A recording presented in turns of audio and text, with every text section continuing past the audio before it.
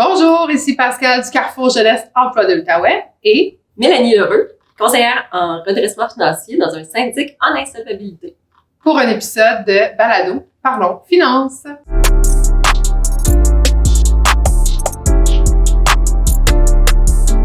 Donc aujourd'hui, Mélanie, on va parler de surendettement. On va parler de qu'est-ce qu'un jeune peut faire quand il sent qu'il y a une situation de surendettement. Quelles sont les solutions, en fait, qui s'offrent à lui ou à elle. On va un peu explorer ça ensemble. On va démystifier aussi certains concepts parce que il y a des spécificités qui sont quand même difficiles à comprendre pour quelqu'un qui n'est pas spécialiste en finance. Donc, nous, on veut vulgariser plein de petites choses pour que, justement, les gens qui nous écoutent puissent avoir une meilleure idée de qu'est-ce qu'on fait quand on se retrouve en situation de surendettement. Est-ce que tu veux d'abord nous présenter c'est quoi un syndic en insolvabilité puis qu'est-ce que ça mange en hiver? Un syndic en insolvabilité, dans le fond, c'est lui le spécialiste sur la loi en insolvabilité. C'est lui qui va aider les familles, les personnes, les entreprises qui ont des ennuis financiers. Donc, c'est vers un syndic en insolvabilité qu'on va faire une proposition de consommateur, qu'on va faire une faillite. Donc, le syndic est réglementé par une loi qui est fédérale. Okay? Donc, c'est un endroit qui est sécuritaire, c'est pas vraiment ça que je veux dire, mais un endroit qui administre des solutions à l'endettement qui sont là pour aider les consommateurs. Donc, le syndic en insolvabilité, c'est une personne, c'est pas un bureau. C'est un bureau et dans chaque bureau, il y a un syndic en insolvabilité. Il y a aussi des administrateurs, des conseillers en redressement financier dans un syndic. Le syndic, c'est lui qui a le titre du syndic en insolvabilité qui est là pour orchestrer les dossiers et proposer des propositions de consommateurs ou des faillites. Un jeune qui a une situation de surendettement, qui a de la misère, qui n'arrive pas à payer ses dettes à la fin du mois, ça serait quoi la petite cloche qui sonnerait, qui pourrait dire à un jeune, OK, je suis rendu à aller consulter un syndic en insolvabilité? Le poids est lourd, hein? Quand on est surendetté, là, le stress financier qu'on a sur les épaules, c'est pas soutenable à long terme. Mm-hmm. Donc, quand on voit qu'on n'est plus capable, là, on fait juste penser à nos dettes. C'est difficile de se concentrer à l'école ou au travail. C'est difficile même de dormir. Quand on a de la difficulté à arrondir les fins de mois. Quand on a des dettes par-dessus la tête. Puis là, on utilise nos cartes de crédit pour payer l'épicerie ou payer des besoins de base. C'est là que le surendettement devient tellement lourd et que ça devient un poids financier tellement important que ça vaut la peine à ce moment-là de se questionner puis d'aller voir quelqu'un qui s'y connaît là-dedans. Parce qu'il ne faut pas vivre avec ce poids-là à long terme. Ouais. Tu sais, c'est trop prenant psychologiquement. Puis, tu sais, quand mentalement, on est épuisé dû aux dettes, mais c'est notre physique aussi, là, c'est la santé physique qui est là. Donc, il faut passer à l'action à un moment donné pour s'enlever ce poids-là sur les épaules. Puis, tu sais, moi, je dis tout le temps qu'il y a des bonnes dettes et des mauvaises dettes. Tu sais, on peut avoir un endettement qui est normal, tu sais, une hypothèque, une voiture. Mais quand on a des dettes à la consommation, des cartes de crédit avec des taux d'intérêt de 20 25 des prêts à la consommation, des fois qui frôlent le 30 puis qu'on a la difficulté à payer à la fin du mois, puis qu'on fait juste les paiements minimums sur les cartes de crédit. Là, il faut agir, parce qu'on peut pas vivre comme ça à long terme.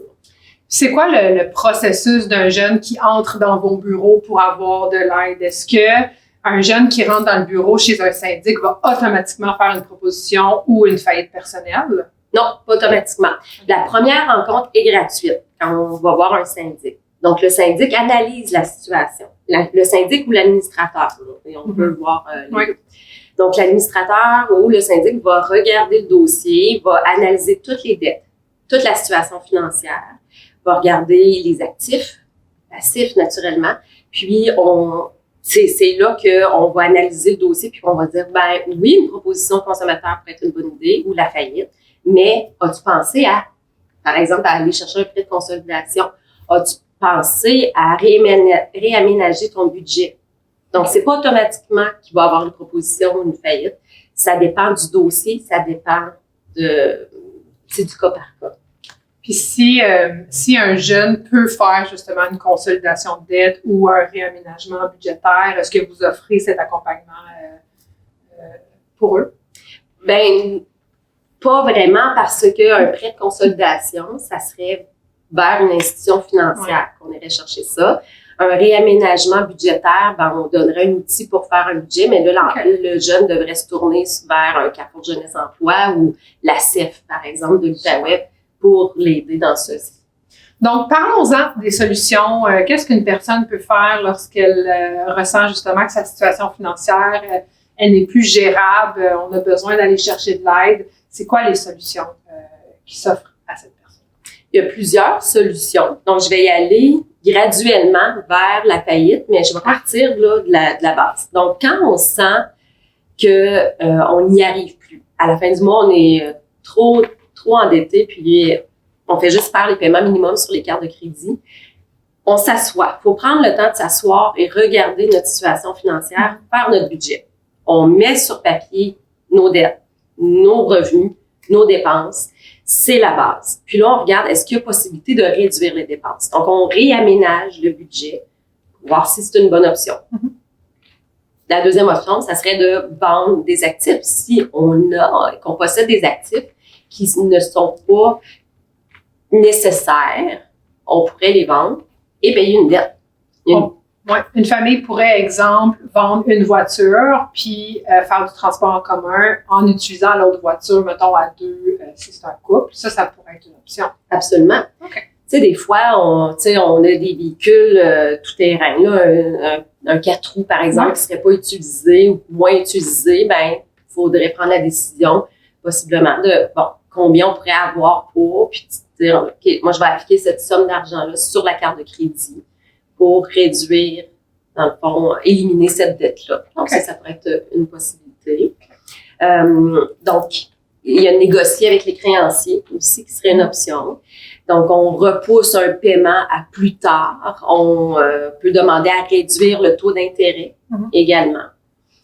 Ensuite, là, on irait vers une institution financière, donc une banque ou la caisse, où on ferait une demande de prêt. Okay. On appelle ça un prêt de consolidation. Ce qui est bien avec cette solution-là, c'est que ça n'entache pas le dossier de crédit. C'est un prêt qu'on obtient pour rembourser des dettes. C'est un prêt à une place, un seul paiement. On sait quelle est la durée du prêt. Donc, on sait que dans 5, 6, 7 ans, ça sera terminé. Contrairement à une carte de crédit, tu sais, ça peut prendre 30 ans, 40 ans à rembourser. Donc là, l'avantage, c'est qu'on sait qu'il y a une période déterminée. Donc, le prêt de consolidation, c'est comme un prêt personnel. Ouais, ça a une date fixe, ça a un taux d'intérêt souvent qui est plus bas que la carte de crédit. Donc, ça peut être avantageux. Oui, donc un taux d'intérêt qui pourrait se situer entre 12 et 15 %, ce qui est nettement mieux qu'une carte de crédit qui a du 19, 25, peut-être 30 %. Donc, ça peut être intéressant. Donc, la banque va analyser notre situation financière et va voir si peut octroyer ce prêt-là. C'est pas garanti qu'on va l'avoir. Ça se peut que ça nécessite un endosseur, quelqu'un qui signerait pour nous en guise de garantie. Si nous, on n'est pas en mesure de faire le paiement, la banque, elle, s'assure en allant chercher un autre signataire sur le prêt pour faire le paiement. Ce qu'il faut faire attention avec le prêt de consolidation, c'est qu'il faut faire aussi son budget naturellement pour s'assurer qu'on a la capacité de payer ce paiement-là. Parce que je l'ai vu souvent, ça peut être un service où on obtient un prêt de consolidation, on n'a pas fait gaffe au budget, puis là, on se ramasse qu'on a le prêt qu'il faut qu'on paye, on va dire 400-500 $ par mois, mais que notre budget demeure déficitaire, demeure problématique. Oui.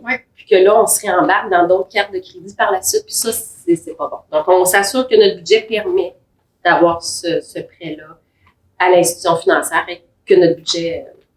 Puis le prêt, quand on décide d'aller vers cette solution-là, on doit y aller quand même assez rapidement parce que lorsqu'une personne ne paie pas ses dettes mois après mois, ben ça veut pas, la réputation financière va être affectée.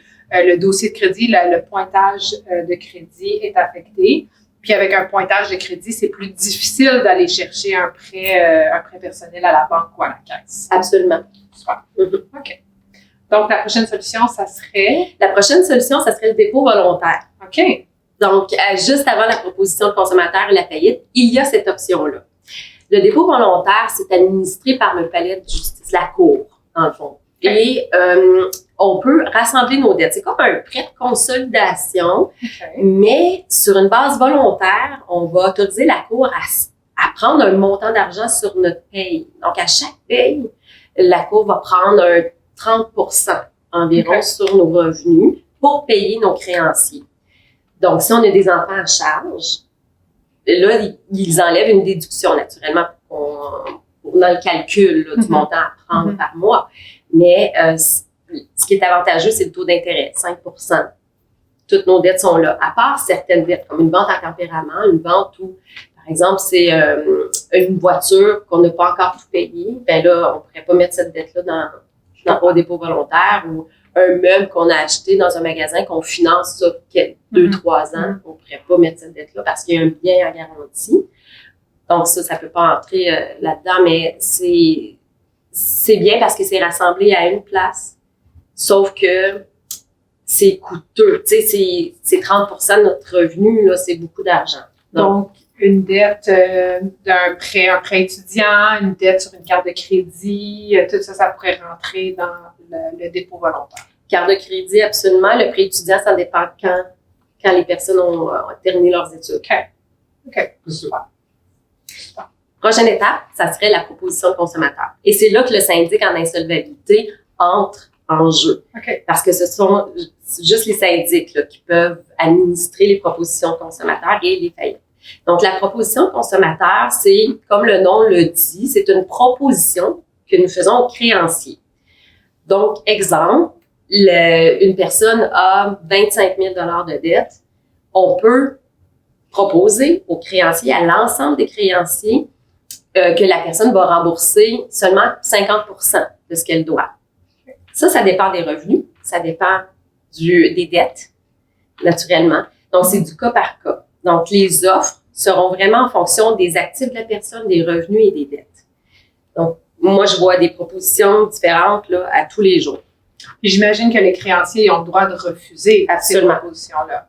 Puis qu'est-ce qu'on fait lorsque les créanciers décident de refuser notre proposition? On peut aller en négociation. Donc, on peut faire une contre-offre. Donc, on peut jouer comme ça quelquefois en négociant avec les créanciers. Et une fois que c'est accepté, parfait, on est embarqué dans un beau plan de 5 ans, dans le fond, où il n'y a pas d'intérêt. Les saisies arrêtent, le harcèlement arrête aussi. C'est très soulageant. Et pendant 5 ans, on a le même paiement à tous les mois. Et on n'a plus besoin de se soucier de nos dettes. C'est un paiement au syndic seulement. Il y a quelques dettes qui n'entrent pas dans la proposition consommateur, comme par exemple un prêt étudiant, si ça ne fait pas 7 ans qu'on a terminé nos études. Donc, il faut que ça passe plus de 7 ans qu'on a terminé les études pour que ça puisse être libérable. De la fraude, une amende ou une dette envers une pension alimentaire. Ça ne peut pas entrer dans une proposition consommateur. Ça, c'est super important de savoir ça. Vraiment.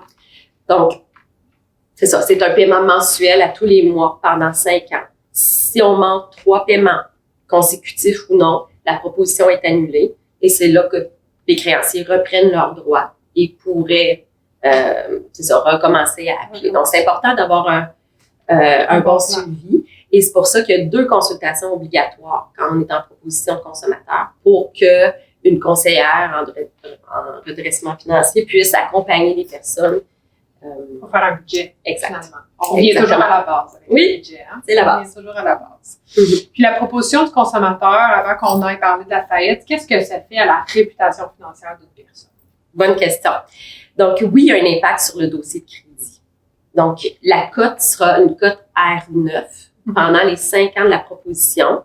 Une fois que la proposition est terminée, ça dure, il y a comme la cote s'améliore. Donc, ça va devenir du R7 pour les 3 ans qui suivent. Donc, moi, je dis tout le temps aux gens, quand la situation peut le permettre, on peut payer la proposition de consommateur plus vite pour améliorer le dossier de crédit plus rapidement aussi, Okay.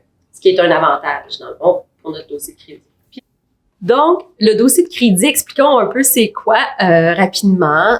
Il y a 2 bureaux de crédit au Canada, Equifax Transunion.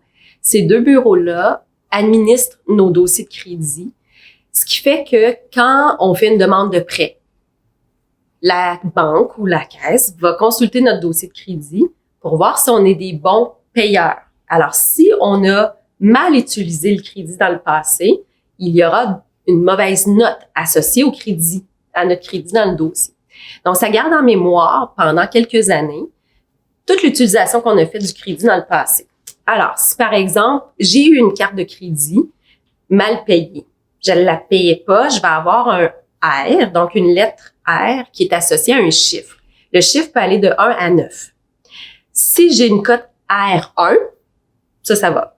Si j'ai une cote R4, ça veut dire que ça fait plus de 4 mois que j'ai pas fait mes paiements sur la carte de crédit, donc ce n'est pas bon pour mon dossier de crédit. Ça va affecter le Beacon Score, dans le fond, que Pascal vous a déjà parlé. Donc, le R, on veut toujours qu'il soit accompagné d'un chiffre bas, le plus possible. Quand on fait faillite ou une proposition de consommateur, ça sera un R9 pour les dettes qui sont inscrites dans notre dossier de crédit. On pourrait aussi avoir un M. Ça serait associé au mot mortgage, donc hypothèque. Donc, c'est important quand on voit une lettre que le chiffre qui est associé à la lettre soit un petit chiffre et non 9. Parce que ça, c'est pas bon pour le dossier de crédit. Puis après le 3 ans, là, on est rendu à R7. Ouais, R7, après le 3 ans, est-ce que ça va augmenter graduellement avec nos comportements dans les prochaines années? Oui, et même dès que la proposition est terminée de payer, le score de crédit s'améliore déjà en partant. Et comme tu dis, avec des bonnes habitudes financières, là, ça va s'améliorer nettement mieux là, après. Super, merci. Finalement, la faillite. Qu'est-ce que ça veut dire de faire faillite? Qu'est-ce que ça veut dire pour la personne qui décide d'utiliser cette solution-là? Parce que c'est une solution. Puis qu'est-ce que ça veut dire sur sa réputation financière? Donc, faire faillite, c'est la solution ultime. Donc, l'impact au dossier de crédit est également R9, mais dure plus longtemps qu'une proposition de consommateur dans le sens où, quand on a terminé la faillite, le R9 nous suit pendant 7 ans, si c'est notre première faillite. Okay. Si on en est rendu à une deuxième faillite, l'impact est 14 ans au dossier de crédit. Donc, la faillite, contrairement à la proposition, si on possède des actifs, ben le syndic peut prendre possession des actifs pour les vendre, pour payer les créanciers. On parle de maisons, de véhicules. Y a-t-il des choses qu'un syndic ne peut pas prendre? Absolument. Donc, les voitures, maisons, si ça c'est bien payé, puis que les gens respectent leur paiement, là, il n'y a pas d'inquiétude. Là. Le syndic ne va pas chercher ça. Là. Okay. On peut devoir racheter, par exemple, la valeur de nos biens, mais ça, on pourra en reparler si on se voit au bureau. Mais, par exemple, si on possède des biens à la maison pour le travail, comme un mécanicien a des outils de travail à la maison qui sont nécessaires dans le cadre de son travail, on ne touchera pas à ça. Là. Si on en a pour moins de 7 000 $ de biens dans la maison aussi, là, on ne touche pas à ça non plus. Grosso modo, c'est ça. Là. Si on a des REER, on ne s'inquiète pas non plus, à moins qu'on ait contribué dans les REER dans les 12 derniers mois. OK. Par exemple. Donc, c'est quel genre d'actifs que le syndic va venir chercher alors pour payer les dettes? C'est si une valeur, par exemple, une équité sur la maison ou sur la voiture, mais que le débiteur souhaite conserver ces actifs-là, bien là, c'est un calcul qui se fait pour évaluer la valeur et que le débiteur doit rembourser, doit repayer. Parce que faire faillite, il y a un coût à ça. Mm-hmm. Donc, il faut payer un certain montant par mois pendant 9 mois pour une première faillite ou 21 mois si on a des revenus qu'on appelle des revenus excédentaires. Donc, qui dépassent un barème qui est mis sur place par le bureau du surintendant des faillites. Donc, c'est une première faillite, je veux juste rappeler, c'est 9 mois ou 21 mois. Mhm.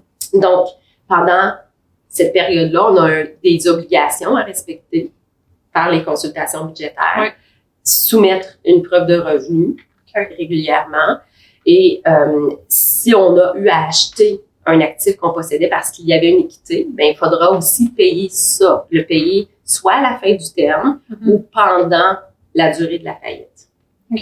Puis qu'est-ce que ça veut dire pour la personne de faire faillite par rapport à ses dettes? Est-ce que, tu sais, on entend souvent dire « Ah, ben, je fais faillite, j'aurais plus de dettes, tout est effacé. » Qu'est-ce que ça veut dire vraiment de faire faillite pour la personne?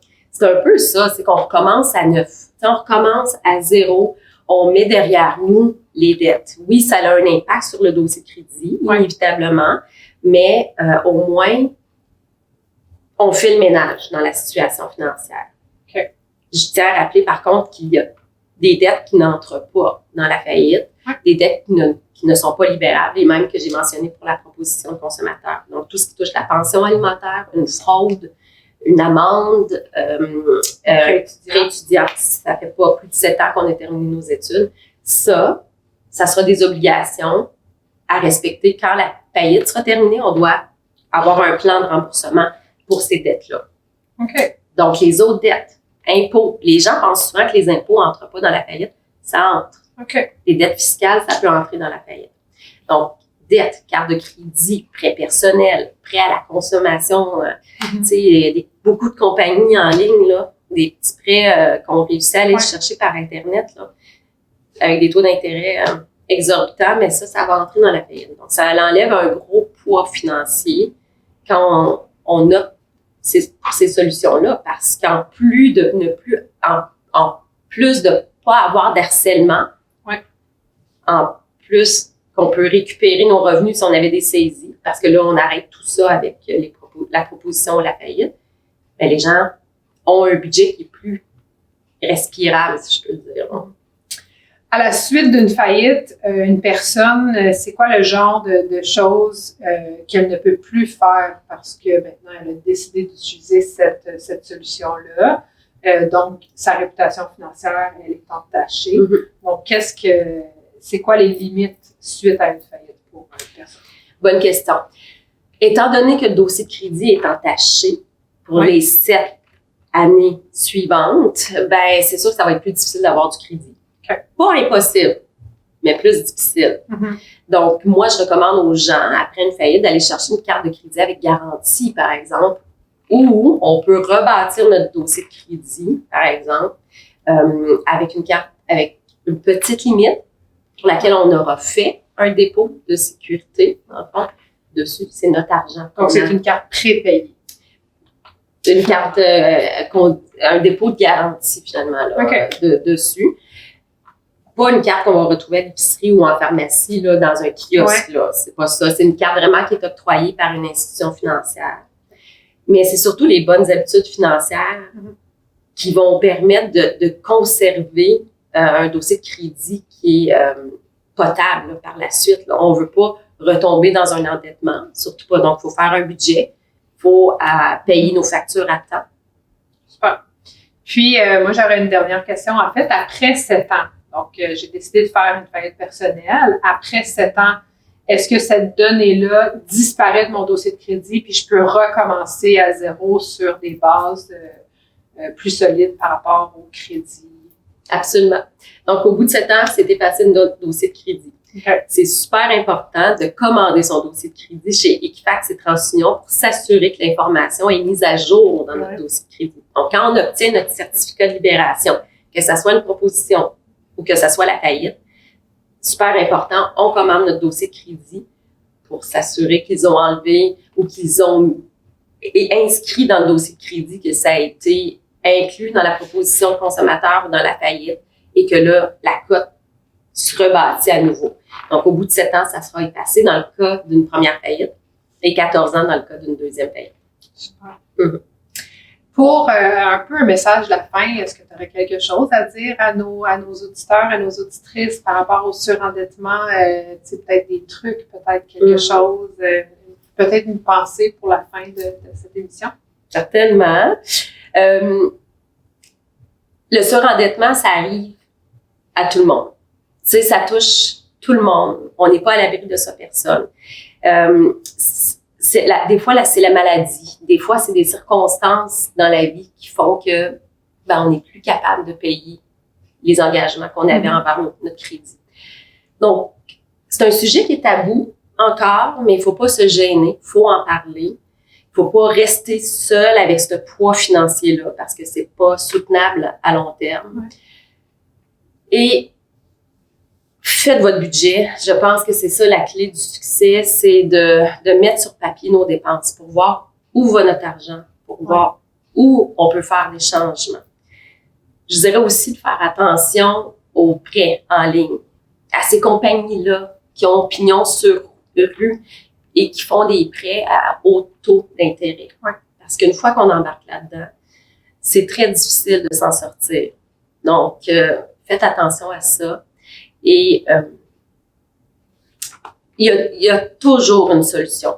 Il y a toujours une solution. Il faut juste se tourner vers les bonnes ressources. Oui, les bonnes ressources. Moi, je pense que ça serait ça, mon mot de la fin, de ne pas rester dans une situation de surendettement longtemps, d'aller chercher les ressources, d'appeler un Carrefour Jeunesse Emploi, d'appeler une ACEF, d'appeler un syndic en insolvabilité, parce que ces gens-là vont pouvoir prendre ta situation en main et t'aider à te sortir de cette situation-là. Puis je pense que collectivement, il faut enlever ce tabou-là qui existe sur parler de surendettement, parce que justement, c'est quelque chose qui arrive à tout le monde. Donc, le plus qu'on en parle, le mieux qu'on se porte. Absolument. Mais merci Mélanie d'avoir été là. Ça m'a fait super plaisir d'avoir cette conversation-là avec toi.